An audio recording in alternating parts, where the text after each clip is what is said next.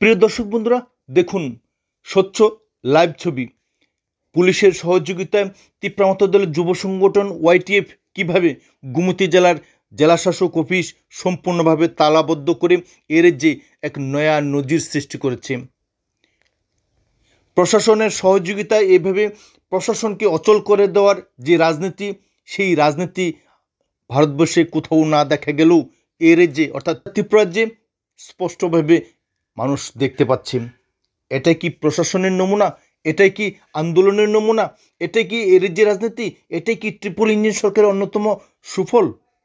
স্বচ্ছ প্রশাসনের প্রতিশ্রুতি দিয়ে আজ এর যে ট্রিপল ইঞ্জিন সরকার চলছে, অথচ পুলিশ প্রশাসনের সহযোগিতায়, পুলিশ প্রশাসনের প্রত্যক্ষ মদতে জেলা ও সরকারি প্রশাসনকে সম্পূর্ণভাবে স্তব্ধ করে দেওয়া হচ্ছে।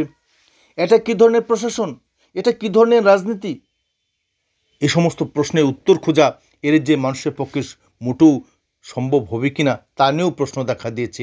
কারণ এর যে 10,323 শিক্ষক শিক্ষিকারা যখন অন্যের জন্য, ক্ষুধা নিবারণের জন্য, পরিবার সুরক্ষার জন্য, দুমুঠো ভাতের জন্য লড়াই করছিল, ঠিক তখন তাদের প্রতি জল কামান নিক্ষেপ করেছিল এর যে ট্রিপল ইঞ্জিন সরকার। এটা অত্যন্ত দুর্ভাগ্যের বিষয়।